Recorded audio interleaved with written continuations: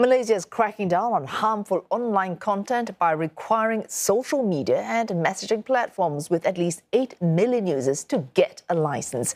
We sat down with Communications Minister Fahmi Fadzil, who broke down compliance figures by social media giants, as well as explaining the importance of cultural context when addressing cyberbullying. We've been working together with the social media platforms and online messaging systems quite extensively. There has been a ministerial direction made in the year 2000, which exempted these platforms from being licensed by the Malaysian Communications and Multimedia Commission, MCMC. At the same time, when we look at the amount of crime that has migrated to cyberspace, taking place largely on social media platforms, we can see that social media platforms are both a boon and a bane. And while the cooperation rendered by these platforms have been good, but largely it's not been sufficient. So by good, you mean when your authority tells them, please take that down, the level of compliance varies across the different platforms? Yes, we definitely see different platforms respond to and comply with instructions from MCMC, and that difference can be quite marked.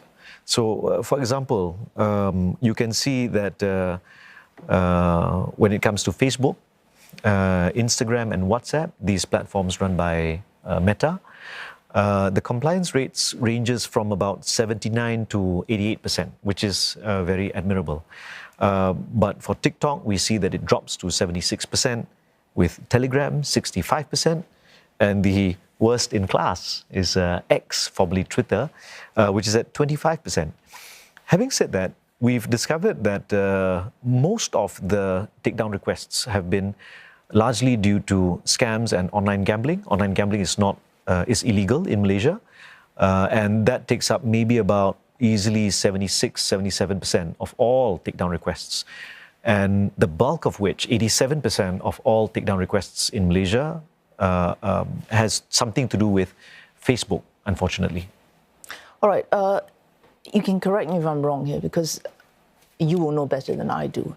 Now, under the Communications and Multimedia Act of 1998, your authority, in fact, has the power to issue an access blocking order. So this is take down content citing either revenue issues or national security reasons. You already have this kind of power.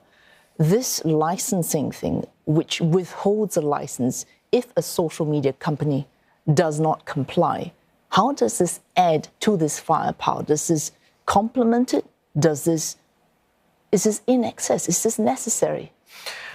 Malaysia doesn't intend to block or ban any social media platform. We see definitely that there's value, and Malaysians, because of our very, one would say, cost-effective, if not cheap, data prices compared to around the region, we've seen a marked increase in the amount of data used by Malaysians and people in Malaysia, somewhere upwards of between 30 to 50 gigabytes per person per month.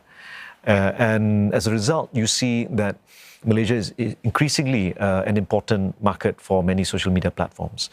Having said that, while these platforms have been cooperative, but we do believe that in order to make internet safer, particularly for children and families, to so further legislative firepower. We will need that. Okay. Now, I think you were Director of Communications from 2013. Yes. Yes? So you have been in the opposition yourself. Yes. You can understand if people in the opposition might have concerns that policies rolled out by the incumbent might seem to favour the incumbent. So, for example, you had an open letter. I know this is old news for you, but it was late last month, in which 44 organisations and other individuals called for, I suppose, address the Prime Minister over concerns of legislative acts like these curbing their freedom of expression. You can see why they would be concerned. Yeah, I can understand. I used to stand against tighter regulation. I used to be, as a reformist, as somebody who fought against the status quo at that time.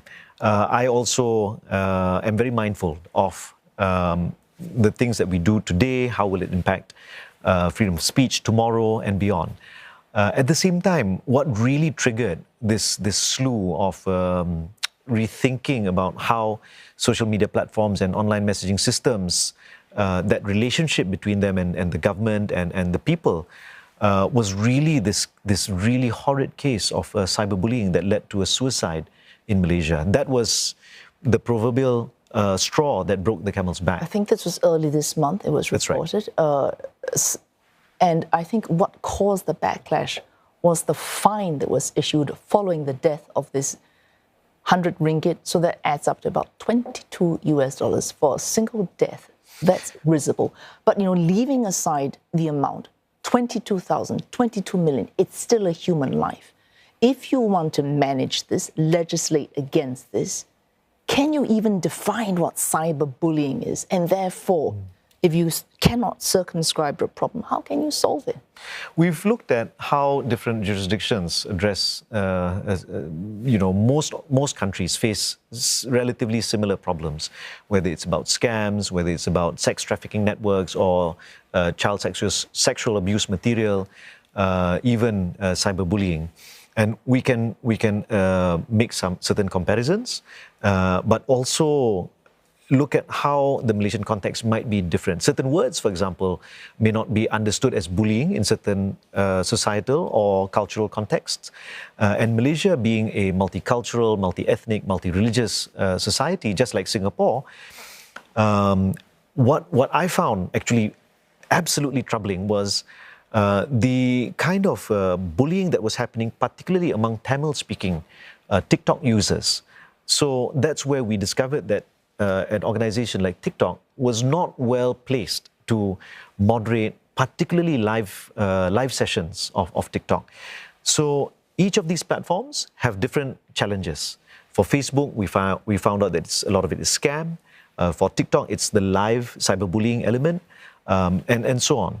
So we want to ensure that when we have a class license, not an individual license, so the same laws apply to all these platforms. And generally, today I've had my first round of discussions, meetings. Of course, MCMC has met most of the social media platforms, and even the CSOs, the 44 organizations that wrote to the Prime Minister. Many of them have been briefed by MCMC. Some of them have not, even though we've invited, and we remain open.